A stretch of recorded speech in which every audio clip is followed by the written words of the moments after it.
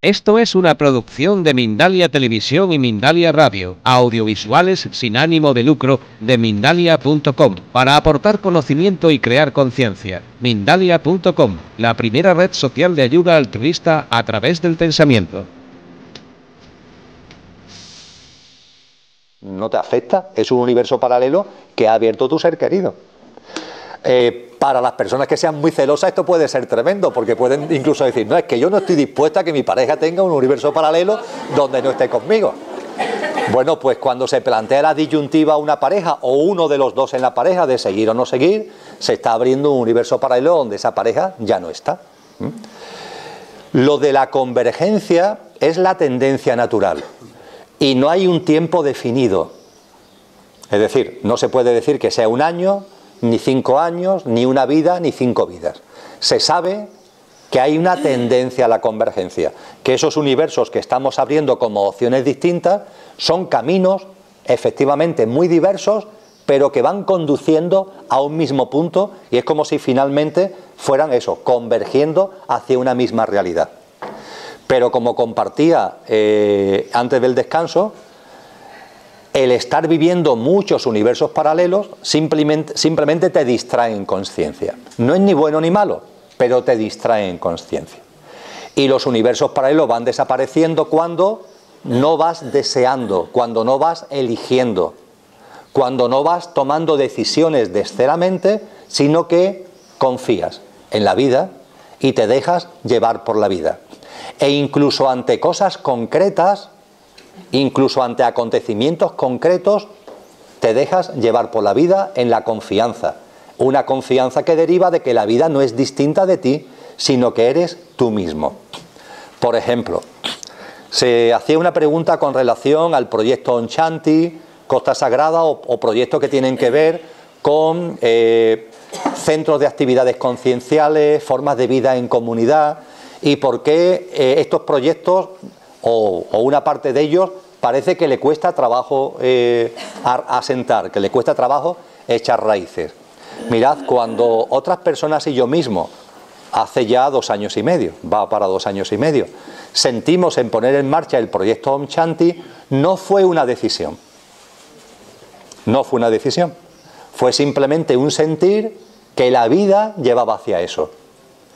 Ha ido pasando el tiempo y el proyecto, por distintas razones, no ha echado raíces. ¿Eso significa que no la eche en el futuro? Yo no tengo ni idea. Lo que sí es cierto es que el proyecto tuvo una maduración muy rápida en cuanto a que, por ejemplo, se encontraron los terrenos, en cuanto a que, por ejemplo, el problema que parecía mayor al principio, que era la financiación, desapareció, porque había personas que hacían la aportación financiera y no había ningún problema. Y hay un momento concreto en su proceso de maduración que empiezan a aparecer obstáculos. El día antes de firmar la escritura de opción de compra, el propietario de los terrenos dice que no vende. Después de estar todo cerrado con él, incluso haber celebrado una fiesta pocos días antes para masiva además, donde estuvimos 200 personas celebrando el acontecimiento. ¿Por qué suceden esas cosas? Yo no me lo planteo como pregunta intelectual. Yo simplemente sé que tiene su sentido. Lo sé. Aunque mi mente no sea capaz de intelectualizar y explicar el sentido, pero lo sé. Sé que tiene su sentido conmigo, sé que tiene su sentido con todas las personas que se han ido involucrando en el proyecto, lo sé. Y no tengo ninguna duda de más que intelectualmente lo sabré. Es decir, no solamente es que sé que tiene su sentido profundo, sino que sé también que llegará el momento en que intelectualmente comprenderé por qué esto ha sido como es. Lo comprenderé. Y esto no es fruto de una fe, sino es fruto de que ya ha habido muchas experiencias en mi vida, posiblemente también en muchas vidas de vosotros y de vosotras, donde esto lo hemos comprobado. Donde ha tenido que vivir otras experiencias, suceder otras cosas para darte cuenta del sentido profundo que tenía aquello. Ahora lo veo.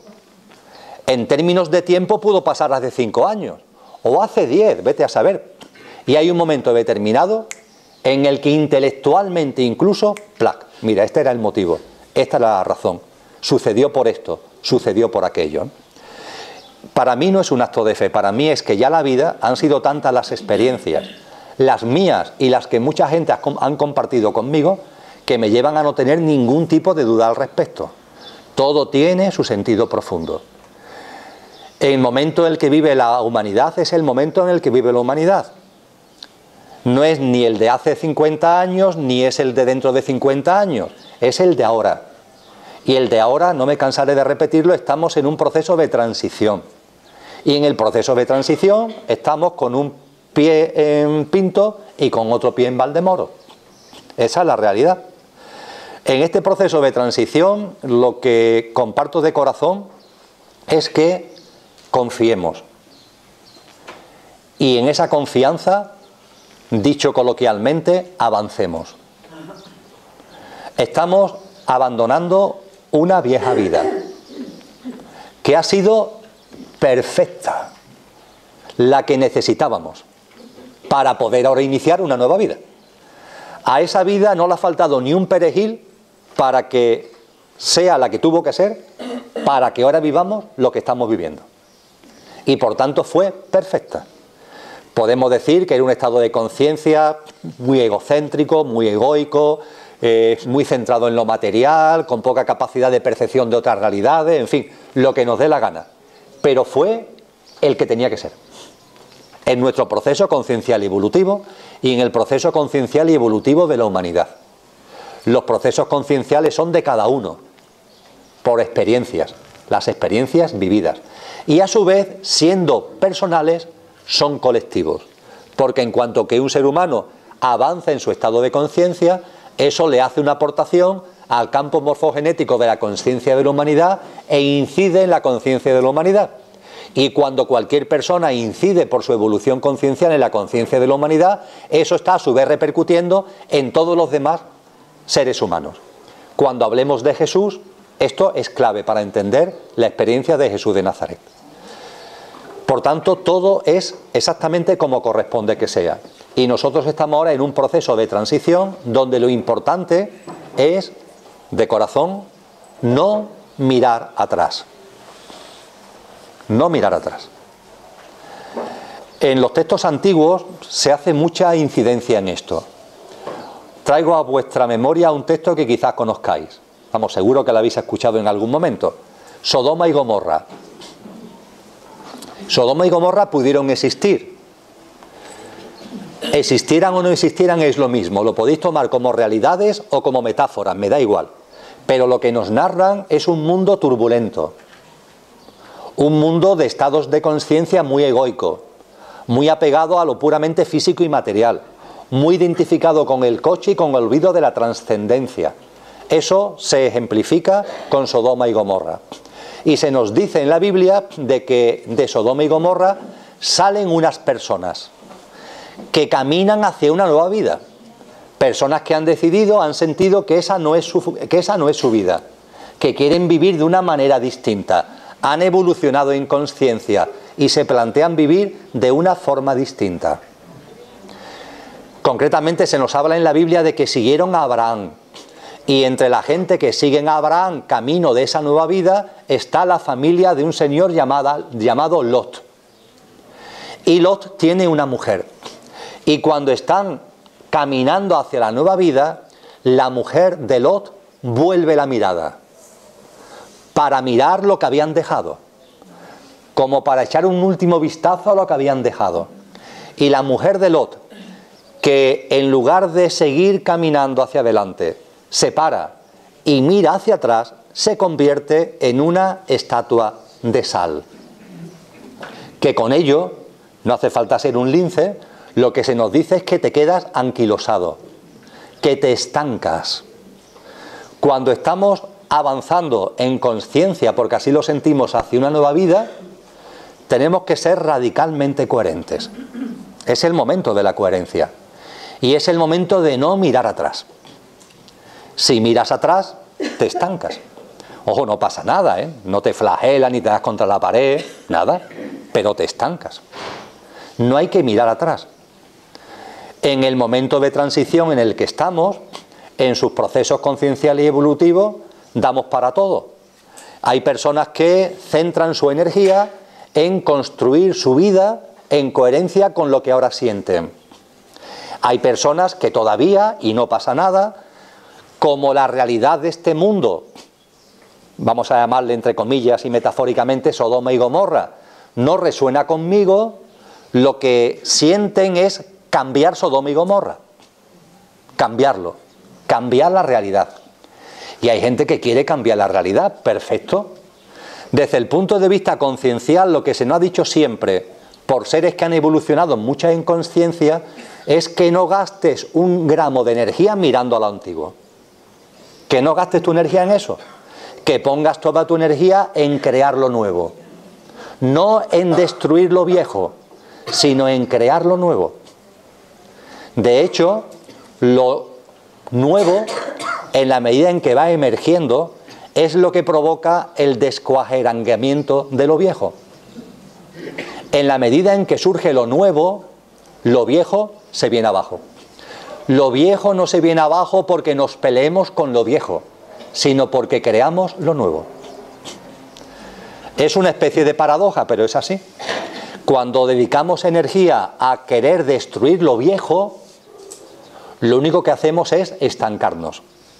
Y sin darnos cuenta, y aunque no lo queramos desde el punto de vista de mente, le terminamos dando nuestra energía a eso viejo con lo que queremos acabar. Es decir, que en lugar de debilitarlo, lo fortalecemos. Yo esto lo he hablado mucho cuando hablemos esta tarde de almas, las almas de las jornadas conscientes que han ido llegando, que si ahora los niños y las niñas claras, que si antes los niños índigos. Los niños índigos, que son almas evolucionadas en conciencia, que nacieron en la última parte del siglo XX, han tenido esta obsesión en cambiar lo viejo. Hay que entenderlo. Su corazón vibra de una manera determinada. Quieren vivir de una forma determinada. Y el mundo en el que están no es coherente con eso. Y a partir de ahí, ¿qué es lo que se plantean? Cambiar ese mundo. Pero el quid de la cuestión no está en cambiar ese mundo, sino en construir el nuevo. Pero claro, están en su absoluto derecho, en libre albedrío, de decir, no, no, yo voy a enfocar mi energía en destruir, en acabar o en cambiar este viejo mundo. El movimiento 15M estuvo lleno de niños, de jóvenes índigos, estuvo lleno. Y yo lo compartí con ellos en sus asambleas y en sus reuniones. Y yo lo que compartí es lo que siento, no puedo hacer otra cosa, claro. Y lo que yo con ellos compartía era dejar esto. Los tiros no van por aquí, los tiros van porque queréis algo nuevo. No preocuparos de hacer reuniones y asambleas de cómo modificar tal ley, tal otra cosa, tal no sé qué, porque eso es lo viejo, es que eso ya no da más de sí. Es que esas instituciones, esos formatos de vida, eso ya no da más de sí. Por mucho que queráis modificar cosas ahí, es que eso ya no da juego, eso ya no tiene margen de maniobra. Ese mundo está ya anquilosado, es un mundo que ya no puede ser estirado, es un mundo que está ya colapsado sobre sí mismo. Y ahora hablaré de ello cuando hablemos del origen de la humanidad, me detendré más sobre ello. Entonces, de corazón, nuestras energías tienen que ir a crear lo nuevo. Tú en tu vida, no miras al del otro, tú en tu vida crea ya tu nueva vida, créala ya. No esperes a mañana, en el aquí y ahora, vive ya tú, conforme a eso que estás sintiendo. Y cuando lo hagas tú, y cuando lo haga yo, y cuando lo haga el otro, y cuando lo haga el otro, sin darnos cuenta hemos creado un nuevo mundo. Y cuando ese mundo esté ahí, este mundo se viene abajo por completo. Y estamos en transición. Y proyectos como Onchanti, temas de comunidades, estamos ahí, todavía con contradicciones, porque aparecen contradicciones. En las ecoaldeas, que hay muchas que funcionan maravillosamente en el mundo entero, las ecoaldeas también son una escuela de contradicciones, porque aparecen contradicciones. Y cuando se empiezan a vivir de forma nueva, también te das cuenta de cosas que están en ti que ya suponías que no existían, pero que no existían hasta que se dan las circunstancias para que aparezcan. En los sistemas de creencia hablaremos de sexualidad. Pues cuando hablemos de sexualidad y, por ejemplo, ecoaldeas, donde los formatos de relaciones de pareja le han mandado a freír espárragos. No sé, cerca de donde yo vivo, en la frontera con Portugal, en Tavira, hay una ecoaldea donde hace ya mucho tiempo que funciona y allí hay amor libre, no hay relaciones sexuales de pareja. Las relaciones sexuales van cambiando, van variando, incluso pueden ser polígamas a la vez y no pasa nada, se acepta y se entiende. Pero bien, ¿se acepta y se entiende? Depende. Porque hay veces en las que no ocurre nada mientras que tú no te has enamorado de alguien. Pero cuando tú de verdad estás enganchado con alguien, eso mismo que antes te parecía totalmente normal, que tú estuvieras con una o con dos o con tres y que esa una estuviera con otro, perfecto, hasta que mira por dónde aparece una o uno que te afecta especialmente. Y se acabó ya efectivamente lo que parecía tan sencillo, te das cuenta que en ti surge algo y claro, bueno, pues no pasa nada, tú no te das cuenta de tus emociones, lo observas y ya está, ¿no?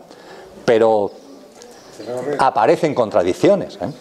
Pero vamos, la clave está sin duda ninguna en la coherencia, ¿no? En llevar a tu vida aquello que estás sintiendo. Permitirme que, como nos queda una hora hasta las 2:30, hablemos de un tema que no quiero dejar para esta tarde, porque si no esta tarde no vamos a entrar en otras cosas. El origen de la humanidad. Pero no tienen...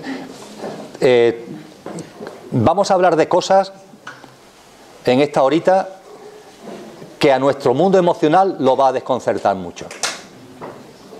Y tenemos que ser conscientes de eso. No digo que os pase a todos, pero a muchos os va a desconcertar. Y no pasa nada. Ahí están las emociones. La realidad de lo que ha ocurrido y de lo que ocurre en la humanidad no tiene nada que ver con lo que nos han contado. No tiene nada que ver con lo que se estudia en los colegios. No tiene nada que ver con lo que se cuenta en televisión. Nada es nada. Ni de la protohistoria de la humanidad, ni de la protohistoria del planeta Tierra. Estamos en un planeta muy singular. Como planeta, es muy singular. Y es un planeta que no siempre ha sido como es. De hecho, este planeta, algunos en esa época dicen que se llamaba Tiamat o algo parecido. Este planeta no estaba posicionado donde está posicionado dentro del sistema planetario. Estaba en este sistema planetario, pero no estaba donde está ahora. Hoy más o menos sabemos que es el tercero, ¿no? Mercurio, Venus, la Tierra, Marte, anillo de asteroides, Júpiter, Saturno. Bueno, pues este planeta no estaba entre Marte y Venus, como está ahora, sino que estaba entre Marte y Júpiter. De hecho, era un planeta que sin ningún tipo de calificativo despectivo, sino como descripción, era lo que en los sistemas planetarios se llama un planeta escoria. Los planetas escoria son los que se forman finalmente como consecuencia de los trozos que han ido quedando. Es decir, se van formando los mundos, se van formando los planetas y hay trozos que quedan sueltos.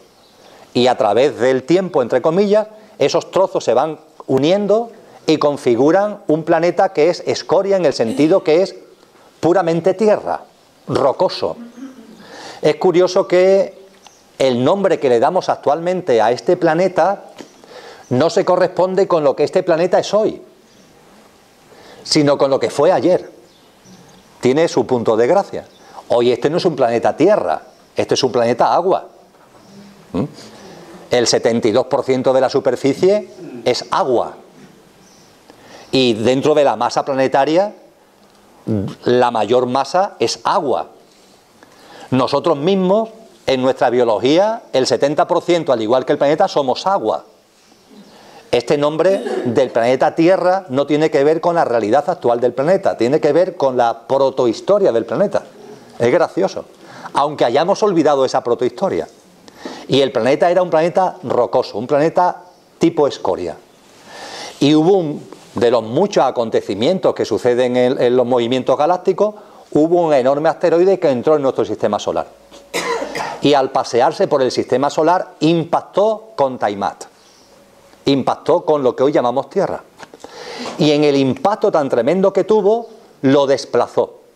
En el movimiento de rotación que tenía en torno al Sol, lo desplazó.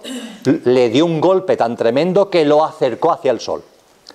Al acercarse hacia el Sol, se metió exactamente en la rotación en torno al Sol entre Venus y Marte. Y eso conllevó que Venus se acercara más al Sol de lo que estaba y Marte se alejara más del Sol de lo que estaba. Marte y Venus estaban en una posición parecida a lo que hoy es la Tierra y para desarrollar formas de vida semejantes a las que hoy hay en la Tierra. De hecho, estaba desarrollando ya formas de vida Venus y Marte muy avanzadas. Esas formas de vida desaparecen como consecuencia de este fenómeno cataclísmico. Venus se calienta porque se acerca demasiado al Sol y Marte se enfría porque se aleja demasiado del Sol. Y las formas de vida que allí se estaban desarrollando concluyen, terminan. Y la Tierra se coloca en la posición donde está actualmente, que es la posición ideal para desarrollar las formas de vida que hoy se están desarrollando aquí en este planeta. El único problema es que era un planeta rocoso y que carecía de las características geológicas y de las características naturales para desarrollar la vida que por su circunvalación al Sol le correspondían. Era toda una contradicción. Los planetas que tenían las condiciones geológicas y biológicas para dar las formas de vida no las podían dar porque fueron desplazados de sus ejes. Y el planeta que se coloca en el sitio idóneo para desarrollar esas formas de vida no tiene las características geológicas y biológicas para desarrollarlo. Bien, esto hizo que formas de vida de sistemas solares cercanos, sabéis, os lo recuerdo, que los sistemas solares forman familias.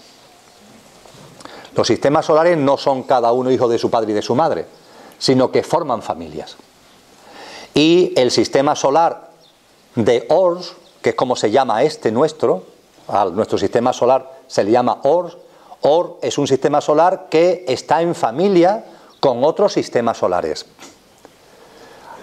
Zeta Reticuli, Alpha Centauri, Sirio, y de hecho dentro de ese movimiento, de esa familia de planetas, el núcleo central está localizado en Sirio. Sirio, por decir de alguna forma, es como el centro galáctico el centro sistémico de los grupos de sistemas que vamos juntos por el espacio. Estos sistemas solares vamos, permitirme la broma, viajando por la galaxia como dentro de un taxi. No va uno para un lado y otro, vamos siempre juntos. Y entre nosotros, entre los sistemas solares y las formas de vida, hay una hermandad. Hay una sintonía. Y formas de vida de esos sistemas solares actuaron para propiciar en este planeta lo que hoy es. Y el elemento central fue agua. Había que traer agua. Porque el agua es la que pone en marcha el ciclo vital. Se trae agua, el agua se evapora, forma nube y atmósfera, etcétera, etcétera. Y ese es el inicio del ciclo vital. Y hubo que traer agua.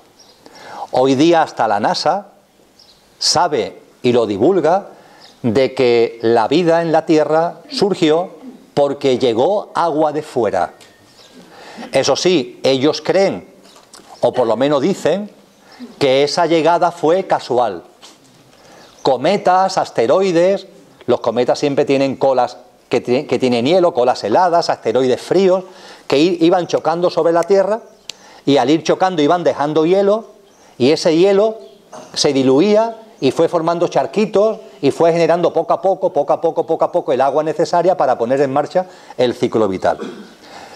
La realidad es que, por un lado, es cierto, el agua vino de fuera y si no hubiera sido gracias a ese agua que vino de fuera, el ciclo biológico y vital del planeta no se hubiera podido poner en marcha, pero ese agua no vino de fuera de manera casual, sino que fue traída a conciencia.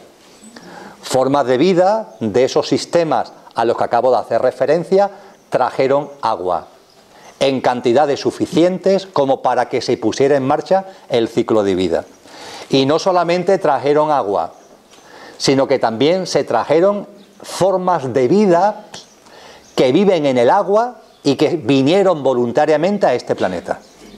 Y que desde entonces, estamos hablando de hace 4.100 millones de años, desde entonces están aquí. Y son formas de vida animal, que llamamos nosotros, y que el ser humano todavía, desde nuestra prepotencia, consideramos que son animales, a los que discutimos si tienen alma. Pero realmente son formas de vida muy evolucionadas. y que vinieron aquí voluntariamente para un proceso de acompañamiento que no tiene que ver tanto con la humanidad como con el planeta Tierra. No tiene que ver tanto con nosotros, humanos, sino que tiene que ver con la evolución de la Madre Tierra. Indirectamente con nosotros, claro, pero tiene que ver con la evolución de la Madre Tierra. Delfines, ballenas, son esos animales. Calamares gigantes.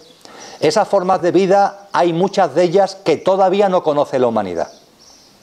La humanidad que está indagando el espacio exterior muestra escaso interés, y seguro que hay razones para ello, en conocer nuestro propio planeta. Hay poco interés en conocer el mundo intraterreno, muy pocos. Ha habido gente como Julio Verne que ha planteado viajes al centro de la Tierra, y se podrían hacer viajes al centro de la Tierra, pero curiosamente se hacen proyectos con enormes cantidades de millones para irnos al espacio exterior y no se dedica ni un solo dólar o euro para hacer proyectos que tengan que ver con la indagación de lo que hay dentro de la corteza terrestre.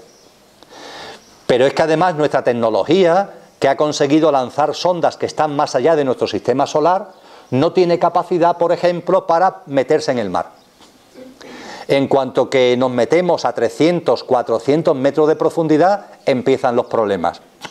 Recordaréis que hace no mucho tiempo, hace muy pocos años, hubo un accidente de un submarino nuclear ruso en el Báltico. Y fue un lío sacar de allí a la gente que se habían quedado pilladas. Pero ese submarino estaba a 400 metros de profundidad. 400 metros. La realidad es que con batiscafos y con una serie de artilugios el ser humano ha podido bajar, descender a las profundidades marinas 800, 900, 1000 metros. Pero es que cualquier enciclopedia os dice que el océano Atlántico tiene zonas de 3000, 4000 y quizás hasta de 7000 metros.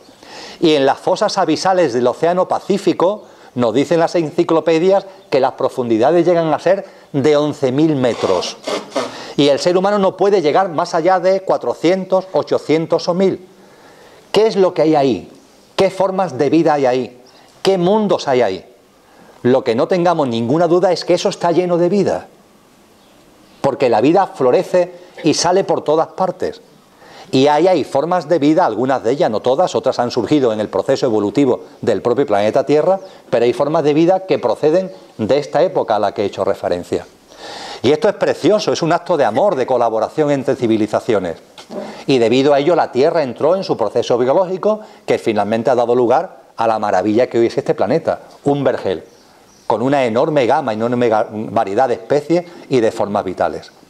Y en esa evolución, lo compartía ayer, lo primero no fueron los mamíferos, hubo otras formas de vida muy anteriores.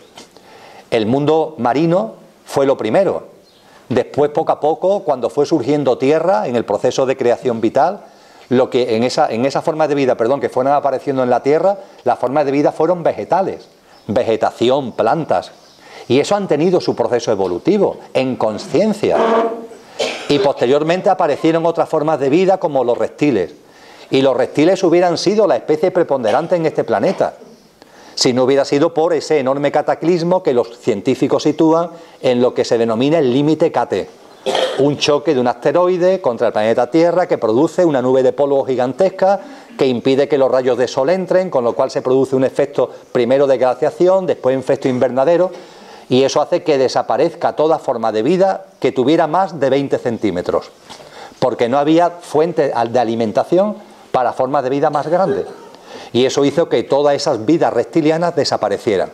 Y a partir de ahí se pone en marcha un proceso nuevo de desarrollo de vida, donde los mamíferos empiezan a adquirir preponderancia. Y dentro de los mamíferos, en la cadena evolutiva, llegamos a un estadio donde aparecen los prehomínidos.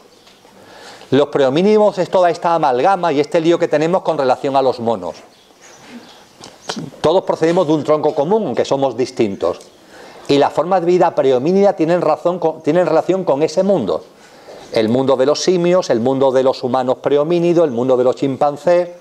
Eran formas de vida que empezaban ya a bajar de los árboles y todavía no, pero intentaban ser bípedas. Como sabéis, el hecho de ser bípedo es lo que transforma de hecho al prehomínido en homínido, porque en el momento en el que vamos bípedo, la presión que tiene nuestra columna vertebral sobre el bulbo raquídeo minora, y eso posibilita que se expanda y se acreciente nuestro cerebro, y nuestra capacidad mental y nuestra inteligencia. Eso se consigue al ser bípedo. El prehomínido no era bípedo. ¿Cómo se convierte el prehomínido en homínido? ¿Cómo se convierte el prehomínido en el ser humano actual? Sabéis que la ciencia habla del eslabón perdido, porque por muchas vueltas que se dan, por muchos restos que se consiguen, no se termina de encontrar la pieza que marca la evolución entre el prehomínido y el homínido. Falta. Tenemos restos, Atapuerca, etcétera, etcétera, de prehomínidos de hasta hace 1 millón de años. Tenemos restos sobre ellos. Tenemos restos de homínidos de hace 70.000, 60.000 años. Pero nos faltan restos de lo que hubo en medio en el momento en el que el prehomínido se convierte en homínido. No se consiguen restos. Y la ciencia coloquialmente lo denomina el eslabón perdido. Pues bien, el eslabón perdido es ni más ni menos que esa figura intermedia. Y la realidad es que esa figura intermedia la humanidad no la ha encontrado ni la va a encontrar nunca, sencillamente porque no existió. El prehomínido no se transformó en homínido evolutivamente. El prehomínido se transforma en homínido como consecuencia de una interferencia externa, como consecuencia de una manipulación genética. Esa es la realidad. Los textos antiguos nos hablan de manipulaciones genéticas. ¿Cómo se crea Adán? ¿O cómo se crea Eva? Porque Adán se crea del barro. ¿Qué es eso del barro? Y Adán de una costilla, y Eva de una costilla de Adán. ¿Cómo que de una costilla? Ahí lo que hay subyacente son interferencias, actuaciones genéticas, manipulaciones genéticas. Y efectivamente el prehomínido fue objeto de una manipulación genética por una raza extraterrestre. Esa raza extraterrestre se conoce coloquialmente como Anunnakis y es una forma de vida reptiliana, lo cual no es ni bueno ni malo, es una forma de vida reptiliana. Igual que el prehomínido y el homínido derivamos de los mamíferos, los Anunnakis son formas de vida inteligente que derivan de los reptiles. Punto. Y están en su absoluto derecho. Los Anunnakis pertenecen a un planeta que aquí le hemos dado el nombre de Nibiru. Y Nibiru es un planeta que está más allá del sistema solar y que tiene un ciclo que se aleja y se acerca a nuestro sistema solar. En su ciclo hay veces que se acerca al Sol y hay momentos en los que se aleja del Sol. Los que más han estudiado esto dicen que son ciclos de 3.600 años de acercamiento y de alejamiento. Pues bien, ese mundo de los Anunnakis, ese mundo de Nibiru, es un mundo que cronológicamente y tecnológicamente va muy por delante de este. Y ellos, en su proceso conciencial evolutivo, hace aproximadamente 500.000 años, aproximadamente, tuvieron un problema semejante a lo que hoy puede tener la humanidad. Y es que le desapareció gran parte de su capa de ozono, de la capa protectora del influjo de las radiaciones y de los rayos solares. Ellos en su tecnología tuvieron capacidad o tenían capacidad para regenerar esa capa de ozono utilizando una sustancia. Es decir, su tecnología le permitía que utilizando una sustancia, a través de esa sustancia actuaban sobre su capa de ozono para regenerarla. Esa sustancia es lo que aquí llamamos oro. La actuación tecnológica sobre el oro a ellos le permite obtener los productos que aplicado en su capa de ozono los regeneran. El único problema es que en su planeta hay muy poco oro. Y ellos hace 500.000 años se plantean en planetas del entorno donde hay oro para ir a por él, porque va en juego su supervivencia como especie. Y en su conocimiento de causa, de la misma forma que nosotros hoy sabemos que si en Marte hay no sé qué, que si el anillo de Saturno está hecho de trozos de hielo, que tenemos ese conocimiento, pues ellos en su conocimiento detectaron y llegaron a la conclusión de que de los planetas que estaban a su alcance, donde había una mayor cantidad de oro es en el planeta que nosotros denominamos Tierra. Y ni corto ni perezoso se vinieron para acá porque su tecnología se lo permitía. En el momento en el que por su elipse se acercaban más, mandaron misiones espaciales que se afincaron en el planeta Tierra con el objetivo de extraer oro. Esta forma de vida reptiliana tiene una duración mucho más larga que la nuestra. No vive unas pocas décadas, viven muchos milenios. Y ellos lo que se plantearon fue algo muy simple. Cada 3.600 años bajaban nuevos, recogían a los que habían pasado aquí 3.600 años y todo el oro que habían podido acumular. Y una nueva misión llegaba aquí y estaba aquí durante otros 3.600 años. Y así iban sacando oro de este planeta. Mientras que estaban aquí, hay un momento concreto en el que observan que hay una especie, la prehomínida, que actuando genéticamente sobre ella, sobre su ADN, se pueden convertir en una nueva especie que les sirva a ellos, permitidme que lo diga así, como animales de carga. Es decir, para hacer el trabajo que estaban haciendo ellos. Y eliminar aquí la necesidad de que tantos de ellos estuvieran fuera de su mundo, 3.600 años. Oye, podemos actuar sobre una forma de vida, con nuestra tecnología y nuestro conocimiento lo podemos hacer, para que sean ellos los que hagan el trabajo por nosotros. Con lo cual aquí tenemos que estar muy pocos.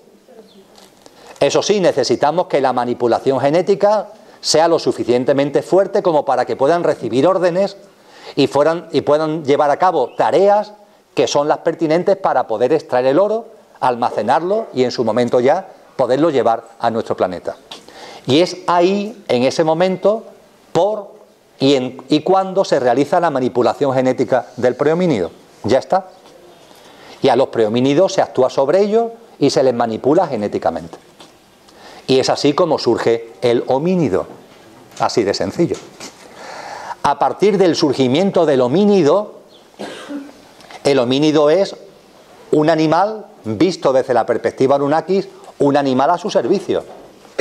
Ojo, no nos puede extrañar a los seres humanos actuales esto, ¿verdad? Nosotros manipulamos genéticamente animales continuamente, ¿no? Y a nosotros mismos. Y a nosotros mismos. No nos puede extrañar, por tanto, que una civilización extraterrestre, por su estado de conciencia, fuera igual que nosotros somos ahora. No nos puede extrañar en absoluto, porque ellos aplicaron sobre nosotros los mismos parámetros que nosotros estamos aplicando ahora sobre muchísimas formas de vida. Eso sí, dentro de los Anunnakis, hubo Anunnakis que cuando ya el homínido era una realidad, se dieron cuenta de que casi sin pretenderlo, habían hecho una maravilla. Habían dado lugar a una forma de vida potente, hermosa. Y entre los Anunnakis aparece una división. Hay Anunnakis que dicen, oye, fijaros, esto es hermosísimo. Hemos construido algo potente, inteligente, hermoso. Y no podemos tener sojuzgado a esta gente. Tenemos que permitirle que se desarrollen, tenemos que dejarlo de utilizar como animales de carga. Tenemos que darle libertad para que vivan y se desarrollen como especie. Diríamos que esos Anunnakis eran Anunnakis porque por su estado de conciencia estaban en el estado de conciencia que estáis muchos de vosotros y de vosotras, que están viendo, que estamos viendo que este machaque de los seres vivos, de animales, de plantas, etcétera, no puede ser. Y ellos lo percibieron, pero claro, los percibieron unos, porque había otros Anunnakis, como hay otros seres humanos que dicen, a ver, ¿estáis tontos? Esto lo hemos hecho nosotros para nuestro servicio. ¿Cómo que ahora vamos a dejar de utilizarlo? Esto existe porque lo hemos creado nosotros. ¿Qué idiotez de darle libertad? Están a nuestro servicio y van a seguir sometidos. Y se produce un enfrentamiento.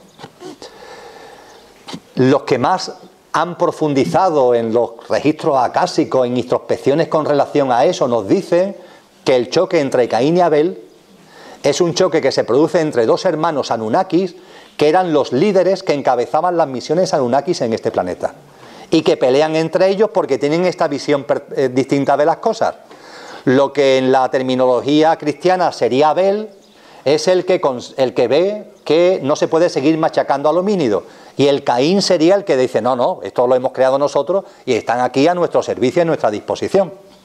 Bien, lo cierto es que esto se produce o se produjo hace poco más de 200.000 años. Quien más ha estudiado esto, quien más se ha divulgado que ha estudiado esto es un científico llamado Zecharia Sitchin, que lo que hizo fue estudiar las tablillas sumerias, que tienen también bastantes miles de años, y en el estudio de esas miles de tablillas sumerias él pudo detectar que se contaba un origen de la historia de la humanidad que tiene que ver con esto, con la presencia de unos seres extraterrestres denominados Anunnaki que actúan y manipulan genéticamente al prehomínido para convertirlo en homínido, etcétera, etcétera, etcétera. A partir de ahí, los Anunnakis nunca han dejado este planeta. Y entre los Anunnakis, vuelvo a repetir, hay muchos estados de conciencia, de la misma forma que entre los seres humanos hay muchos estados de conciencia. Y hay Anunnakis que por su estado de conciencia consideran que son los creadores de la humanidad y que la humanidad está a su servicio. Es más, estos Anunnakis que consideran que la humanidad está a su servicio alegan incluso de que este planeta tendría que ser reptiliano, como ellos, porque de hecho la forma de vida que primero evolucionó fue reptiliana y que fue un acontecimiento externo lo que cortó esa carrera biológica, pero que si no lo hubiera cortado, la cadena en el mundo extraterreno del planeta Tierra, la forma dominante sería la reptiliana, y eso consideran que le da todavía más legitimidad para considerarse los dueños de la humanidad y tener derecho a dominar a la humanidad teniéndola a su servicio. Y esto se ha mantenido desde el origen de la humanidad. Y siempre ha habido y sigue habiendo hoy una presencia Anunnaki que considera que la humanidad está a su servicio y que con su tecnología, sus conocimientos, que están por encima de la humanidad actual y la humanidad en su evolución, interfiere y manipula en la medida de lo posible nuestro proceso conciencial y evolutivo para seguir dominando y para seguir incidiendo en nosotros y teniéndonos a nuestro servicio. Son estados de conciencia que quieren poder, son estados de conciencia que quieren acumular riqueza, son estados de conciencia egocéntricos en definitiva.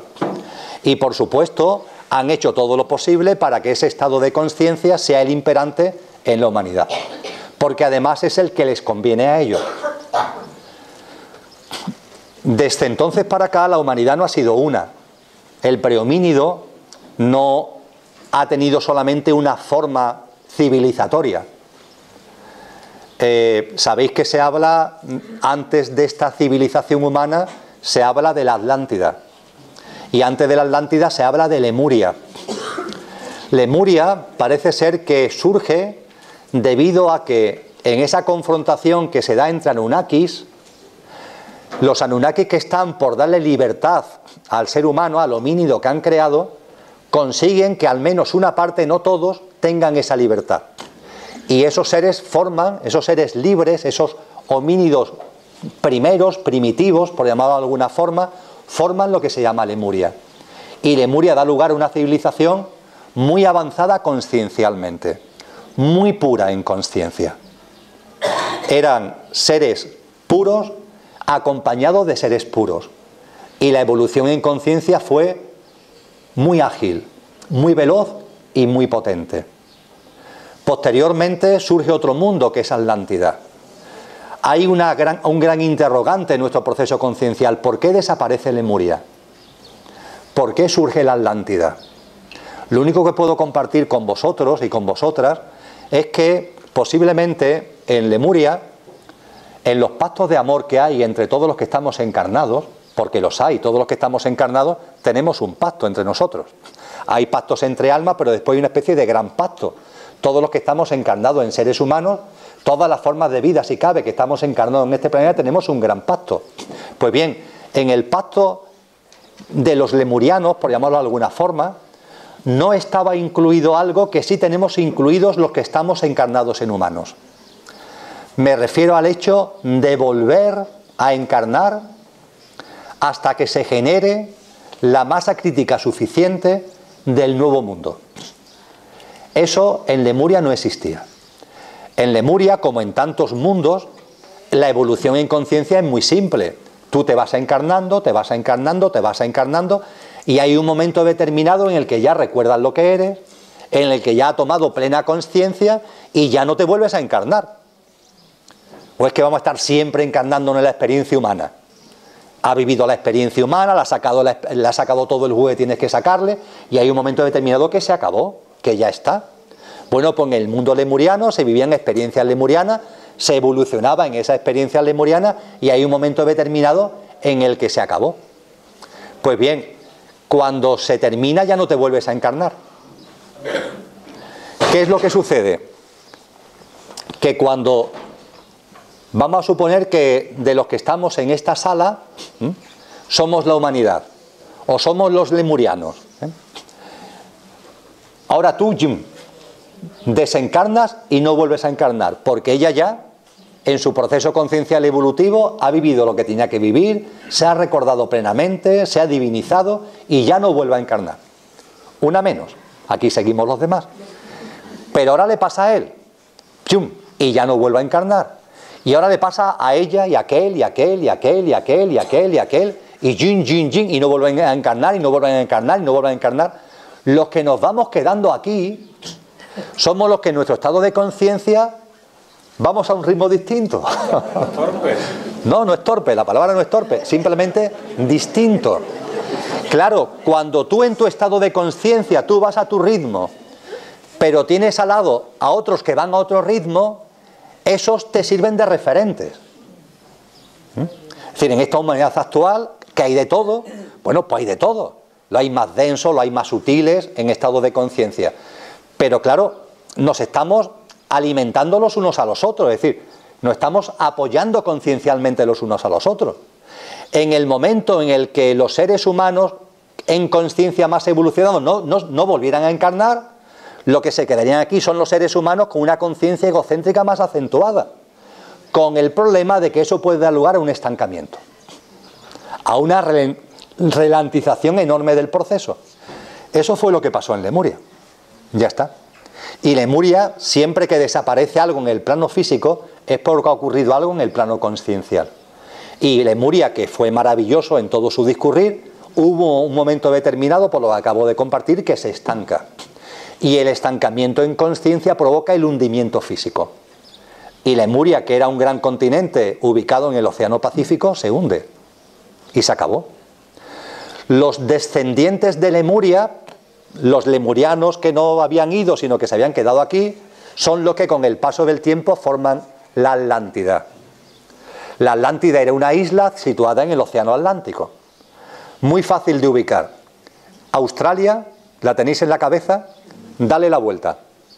Australia es más ancha que larga, ¿no? Bueno, pues dale la vuelta y convertirla así. Y ahora situarla en el Océano Atlántico. Estando la parte norte aproximadamente en el eje entre Madrid y Nueva York, y estando la parte sur en el entorno donde África se acerca a América, Cabo Verde hacia el pico de Brasil, ahí estaba su parte inferior. Y era una gran isla que, como le pasa a Australia, tenía algunas islas a su alrededor.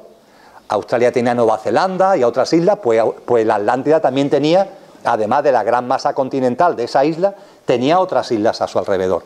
Y la Atlántida fue un mundo donde los homínidos tuvieron su desarrollo y donde también tuvieron incidencia y tuvieron conexión con formas de vida que hoy la humanidad actual no la tiene. Y la Atlántida, por razones que podemos entrar en ello, pero después si queréis en el coloquio, pero que ahora no voy a entrar para no entretenerme demasiado, en la Atlántida sí había un pacto de seguir encarnando. Lo que no había en Lemuria, en la Atlántida sí lo había.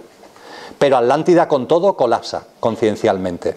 Y el colapso conciencial de la Atlántida provoca su hundimiento físico. Y de ahí surge la tercera fase de la humanidad, que es lo que conocemos como humanidad actual. La Atlántida, cuando se hunde, el hundimiento de la plataforma atlántica hace que cuando se hunde esto, hay otras placas, otras plataformas que a presionarlas suben para arriba. Es decir, en la medida que se hunde esta, otras que están abajo al presionarlas se levantan. Al levantarse, fijaros, estas uñas que se levantan es lo que hoy conocemos como un sistema montañoso. El sistema montañoso es lo que hoy denominamos los Atlas marroquíes, los Apeninos italianos y los Pirineos. Esa es la punta que se levanta. Y una parte del mundo atlante, la parte que se salva del hundimiento, donde busca protección, es en la zona que ante el hundimiento de la Atlántida se había levantado. Buscando sobrevivir, se acercan a los puntos que están sobre el agua más cercanos que tienen a su alcance. Y esos puntos es precisamente el mundo en el que nosotros estamos, es lo que se conoce como la península ibérica. Y una serie de islotes que surgen también al lado de la península ibérica. De la misma forma, esto podríamos decir que son las formas de vida atlantes que se salvan por el este.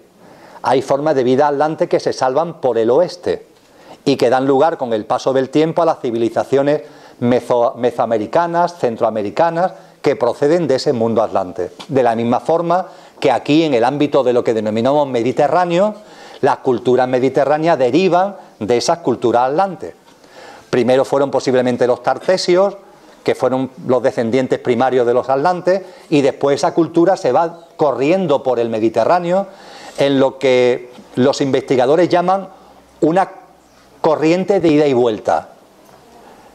En cuanto a que ahí estuvo el mundo egipcio, el mundo sumerio, el mundo caldeo, el mundo de las civilizaciones que nos cuentan los textos más antiguos de la Biblia, y poco a poco comienza la vuelta. La Grecia clásica, el Imperio romano, hasta llegar al momento de esplendor de la península ibérica, cuando España y Portugal se convierten en el imperio, en las capitales del imperio del mundo. Es todo un recorrido de ida y vuelta, pero tuvo su arranque precisamente en esos descendientes de la Atlántida. Y el homínido actual desciende de la Atlántida. Y aquí los Anunnakis siguen estando. Y los Anunnakis intentan seguir dominando y controlando el mundo y a la humanidad actual. Hago ahora un salto en el tiempo al momento de la manipulación genética. 198.273 años antes de Cristo. 198.273 años antes de Cristo. Hace poco más de 200.000 años. Vuelvo a ese momento. Poneros, por favor, y algunos podréis poner seguro en condiciones porque la habéis quizá vivido, poneros por favor en la situación de el conductor, si queréis ahora vamos a llamarlo alma, que está encarnada en un prehomínido y que ahora te cogen y te manipulan genéticamente y te transforman en una cosa totalmente distinta. Algo que es bípedo, algo que tu capacidad cerebral y mental se expande, que desde el punto de vista biológico y evolutivo es un salto. Pero tú no has encarnado para ser homínido. Tú has encarnado en un coche prehomínido que ahora alguien te lo ha mutado como homínido. Muchos y muchas tenéis vuestros coches en la puerta. Imaginaros que ahora cuando volváis ha habido unos Anunnakis graciosos que se han dedicado a manipular vuestros coches y que en lugar de vuestro utilitario nos lo han convertido en Fórmula 1 de Alonso, en el coche de Alonso. Alguno podrá decir, qué maravilla, a ver cómo salida Lozaina, porque con las curvitas que hay aquí alrededor, salir conduciendo el coche de Alonso tiene que ser tela de difícil. Porque en cuanto que lo pises un poquito, haces ¡yumba! Y entonces te caes por la curva, claro. Es inevitable. Si a nosotros, nuestro utilitario, nos lo cambian por el de Fórmula 1, tecnológicamente es un salto. Pero a nosotros nos hacen un flaco favor. Porque no es, como conductores no estamos hechos para el coche de Fórmula 1, sino para el utilitario que tenemos. Bueno, pues permitirme este ejemplo para compartir lo que experienciaron los conductores que estaban encarnados en prehomínidos, y que un buen día se encuentran convertidos en homínidos. Hubo algunos conductores que entendieron o pudieron entender que eso formaba parte de su sentido, que todo tiene un sentido profundo y que por tanto lo pudieron aceptar. Pero hubo almas encarnadas en homínidos que habían sido prehomínidos que no lo podían aguantar, que no lo soportaban, que se vinieron abajo, que no tenían energía, que le faltaba la vida. Y esas mismas civilizaciones que os he comentado que hace 4.200 millones de años trajeron agua y formas de vida a este planeta y que son de sistemas solares que son familia de este, tomaron la decisión de volver a actuar. Cuando hablamos ayer de los ángeles, de los arcángeles, y esto es válido para ángeles, arcángeles o seres que están en otras dimensiones, da igual que sean unos mundos u otros. Esos seres jamás interfieren, nunca, jamás, en ninguna forma de vida. Salvo, lo compartí ayer, salvo para restablecer los equilibrios. Yo no actúo. Aquí estáis vosotros, en vuestro proceso conciencial y evolutivo, cada uno como es, en libre albedrío. Yo no actúo. Ahora bien, si por esa puerta entra algo o alguien, y que por su estado de conciencia, que yo respeto, y yo amo a esa forma de vida que entra por la puerta, la amo profundamente, pero esa forma de vida tiene el estado de conciencia que tiene, y desde su estado de conciencia se empeña en interferir vuestro proceso. Se empeña en captar energías vuestras, se empeña en poner trabas porque considera que de esa forma, mientras que no seáis conscientes, os puede dominar mejor. Responde a su estado de conciencia, y yo lo respeto y le amo, pero está interfiriendo. Entonces yo tengo legitimidad, según mi estado de conciencia, creo que tengo legitimidad para actuar. Para actuar de modo y manera que si él gira esto para acá, yo lo vuelvo a poner en su sitio. Que si gira esto para acá, yo lo vuelvo a poner en su sitio. No se trata de cambiar las cosas de como estaban, sino de volverlas a su equilibrio natural. Eso se hace desde esos mundos. Y ante lo que estaba ocurriendo, desde esos mundos se hizo algo que nos los cuenta, porque ya todo está contado, nos lo cuenta la película Avatar. La película Avatar, daros cuenta que es lo de los Anunnakis aquí, pero nosotros allí. Es lo mismo. Es lo mismo.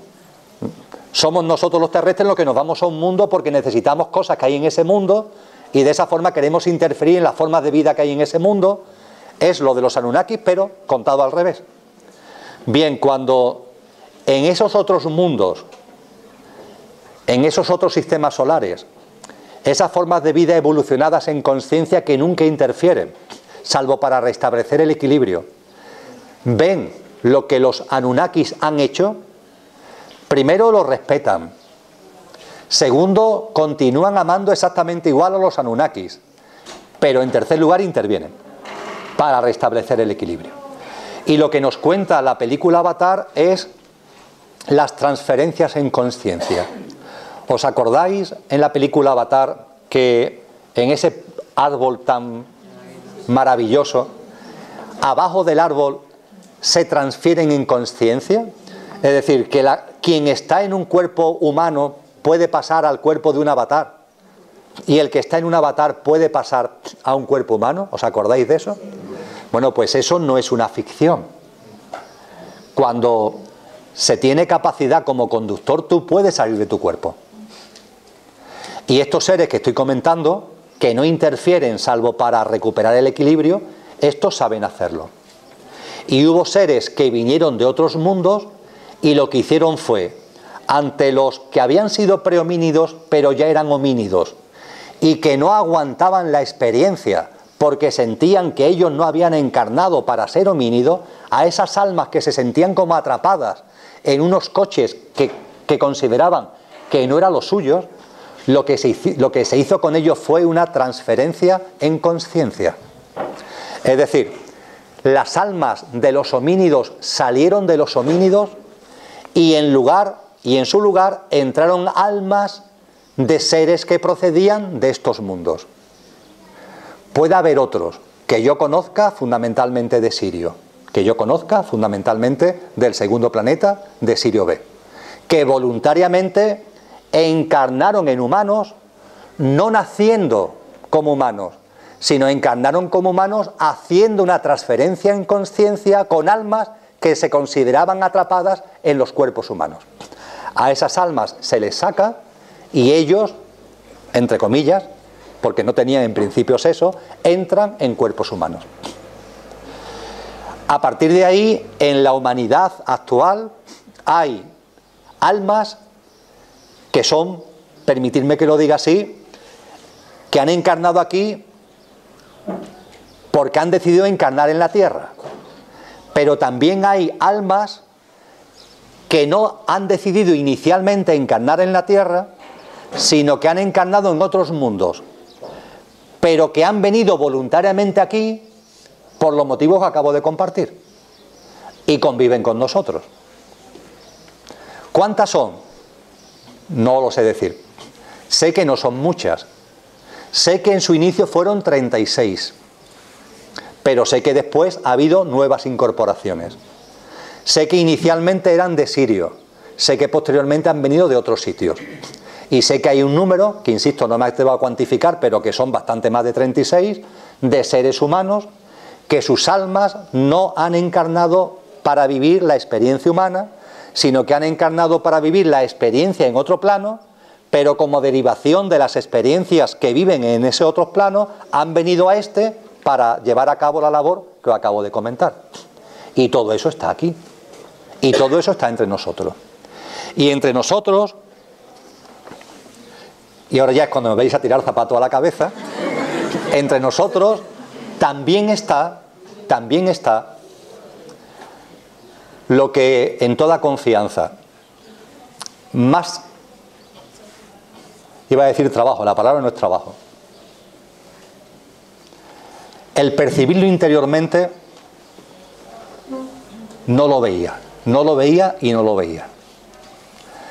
Había personas muy cercanas a mí, fallecidas ya por cierto, que me decían: Emilio, esto es así. Y me aportaban incluso pruebas y yo seguía sin verlo. O a lo mejor simplemente me negaba a verlo. En mi proceso conciencial ha habido dos cosas que, dicho coloquialmente, me han costado trabajo. Una, hablar sobre el tránsito, sobre la muerte. Yo me he preguntado mucho, ¿qué hace un chico como yo hablando de cosas como esta? Me refiero al libro del tránsito, al libro de la muerte, a las charlas que doy sobre la muerte. Me ha costado trabajo entenderlo, hasta que lo he entendido. Y lo he entendido gracias a un desencarnado, por cierto, que encarnó en su momento como mi abuelo paterno, que es el que ha tenido el hombre que tomarse las molestias de explicármelo, porque yo no había forma que me enterara. Y es que tanto hablar del gozo, y tanto hablar de la felicidad, y tanto hablar de la vida, yo me decía, bueno, ¿y para qué tengo que hablar de la muerte?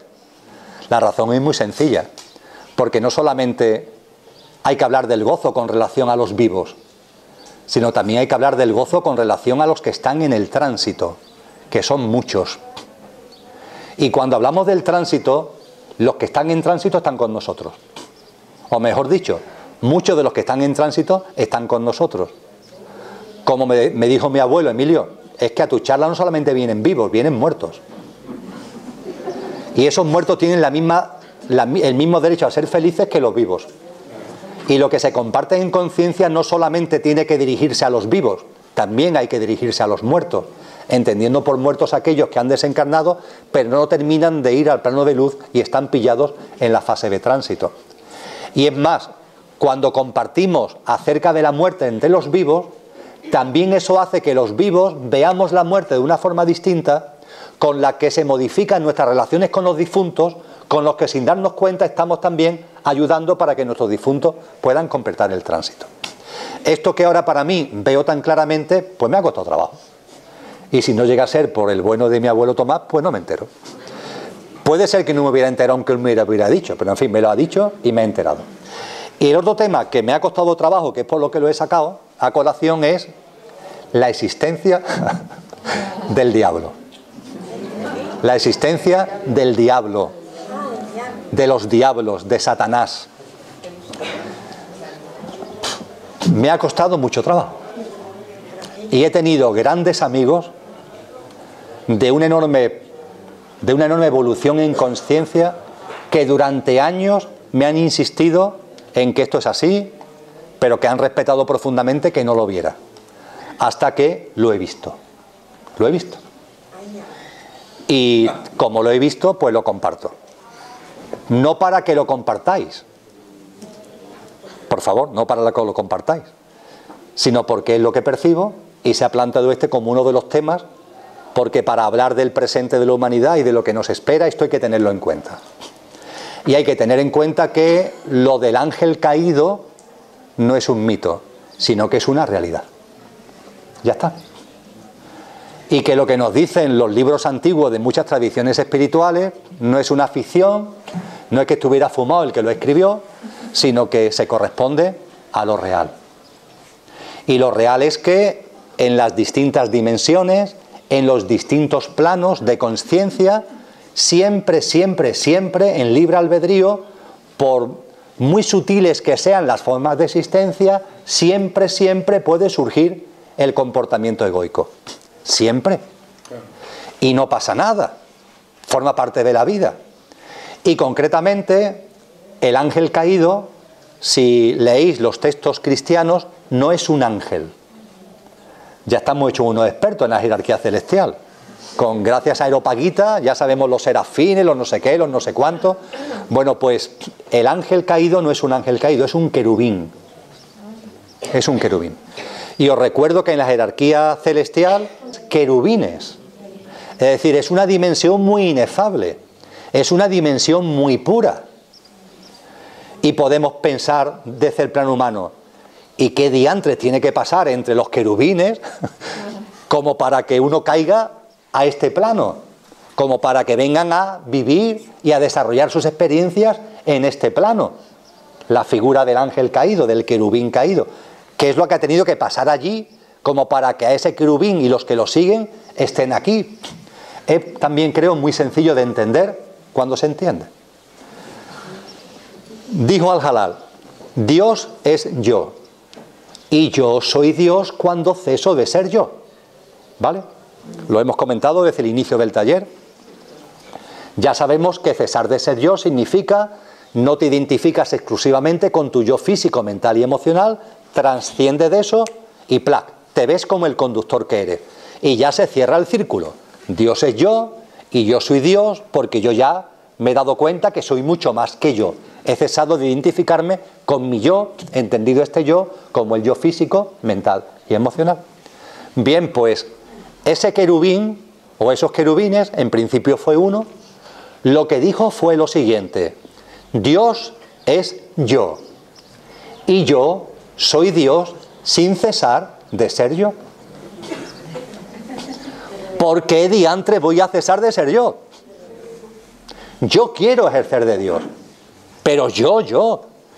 Es como si yo, sabiendo lo de Dios es yo dijera, yo soy Emilio y yo quiero ser Dios. No quiero cesar de ser yo para ser Dios. No, yo quiero ejercer de Dios, pero como Emilio. Diréis, eso es una locura. Bueno, o no. Vamos, de hecho, por aquí anda mucha gente por este mundo que juega eso, aunque jamás he oído hablar de Al-Halal, pero que juega eso. Quieren ser Dios siendo ellos, entre comillas, y quieren que todo esté a su servicio, a su disposición, dominando, controlando. Porque ese deseo de ser Dios, de ese querubín, es deseo de poder, es deseo de dominio, es deseo de control, es deseo de que la gente me adore, es deseo de que me sirvan. Ese es el deseo egoico. Y ese deseo egoico se produce. Y en ese querubín que se produce ese deseo egoico, dice textualmente los textos cristianos que lo siguen otros. Que otros se suman, entre comillas, a la rebelión. Y a partir de ahí sucede lo elemental. Con ese estado de conciencia, cuando eso explota como estado de conciencia, tú tienes libre albedrío absoluto. Pero tu experiencia egoica no puedes vivirla en ese mundo sutil. Tienes que vivirla en un plano que tenga coherencia vibracional con ese tipo de querencia, con ese tipo de experiencia que tú quieres desplegar. Y esos querubines descendieron a este plano. Y están en este plano desde hace mucho, mucho tiempo. Hoy, cuando analizamos lo que está ocurriendo en el mundo, este es un dato que para mí hoy es clave. Entender que hay una élite que rige el viejo mundo. Que el viejo mundo no es consecuencia de la casualidad. Que no es consecuencia del azar. Que el viejo mundo tiene unas reglas de juego, unas instituciones, un entramado, una forma de funcionamiento, una economía, etcétera, etcétera, etcétera, que tiene dos grandes fuentes. Primero, nuestro estado de conciencia, el estado de conciencia de cada ser humano. Pero es que además hay una labor premeditada, buscada y querida de otros para que las cosas sean como son. Y el estado de conciencia de la humanidad está siendo interferido o está queriendo ser interferido por una élite a la que me voy a referir ahora, que lo que quiere precisamente es que la humanidad no evolucione en conciencia, porque la evolución en conciencia significa ni más ni menos que le digamos: os amamos de corazón, comprendemos todo lo que habéis hecho y estáis haciendo, pero se ha acabado. Pero se acaba. Desde el amor absoluto, y desde el respeto absoluto a lo que están haciendo y a lo que vienen haciendo. Porque esta es la prueba del 9 que nos queda por delante. Esta es la prueba del 9. La prueba del 9 es que como seres humanos vamos a tomar conciencia de todo lo que ocurre. Los mayas hablaban de esta época como la sala de los espejos. Vamos a ver todo. Vamos a ver todo de nosotros mismos. Se van a acabar ya los autoengaños. Te vas a ver cómo eres. Y a partir de ahí tú mismo, tú decides. Pero se van a acabar los engaños con relación a nosotros. Y vamos a ver todo lo que ocurre en el mundo. Lo empezamos a ver ya. Y en los próximos lustros y décadas esto va a ser asombroso. Porque vamos a ver todo. Y a partir de ahí cada uno en libre albedrío actuará como le dé la gana. Y cuando empecemos a ver todo nos daremos cuenta de que hay una élite que viene manipulando y dominando. Nos daremos cuenta que de nuestra inconsciencia los primeros responsables hemos sido nosotros. Por supuesto, sin ningún tipo de duda. Pero es que además hemos tenido la colaboración de un grupo que ha intentado hacer todo lo posible para que siguiéramos también en la inconsciencia. Esa es la élite. Y esa élite se estructura en círculos. En círculos. Como cuando una piedra cae en el agua, círculo, está estructurada en círculos. El primer círculo, ¿quién es? Pues el diablo y las formas de vida que están con él. Hay diablos en este planeta. Mejor dicho, querubines, que suena mejor, querubines egoicos. Querubines que han jugado a ser Dios sin dejar de ser ellos. Y oye, yo lo respeto, no comparto de corazón su experiencia, pero la respeto profundamente. Y respeto profundamente que estén aquí queriendo ejercer de Dios. Lo respeto profundamente. Y respeto profundamente que estén en conexión con otras formas de vida extraterrestres que están colaborando con ellos. Y con otras formas de vida terrestres, pero que son formas de vida energéticas de las que la mayoría de los seres humanos no tienen ni idea. Por ejemplo, los famosos chupadores de energía, que son formas de vida que están aquí en este planeta y tienen el mismo derecho que nosotros a estar en este planeta. No tienen cuerpos físicos, son formas de vida energéticas. Y si nosotros nos alimentamos maltratando a los cerdos en campos de concentración que llamamos granjas porcinas, ellos se alimentan de nuestra energía. Ya está. Hay quien los llama los vampiros energéticos. Por favor, los mosquitos energéticos. Ya está bien de lo de vampiros. Los mosquitos energéticos. Vamos a quitarle a esto tanto lío. Mirad, yo los llamo mosquitos, ¿sabéis por qué? Porque mi energía es infinita. Y yo a ellos hace tiempo que les di permiso para que chupen toda la energía que quieran de mí. De la misma forma que hace tiempo que hice un pacto con los mosquitos, los que diciéndole, mira, mi sangre es vuestra. Demasiados seres vivos me he comido yo como para regatearos mi sangre. Tengo 5 litros de sangre, más o menos, cualquier ser humano lo tiene, no es que yo tenga ni más ni menos. Y con mis 5 litros de sangre, que por la noche 1, 5 o 25 mosquitos me piquen, eso, ¿cuántos gramos de sangre me quitan? Nada, nada. Sigo teniendo 5 litros de sangre.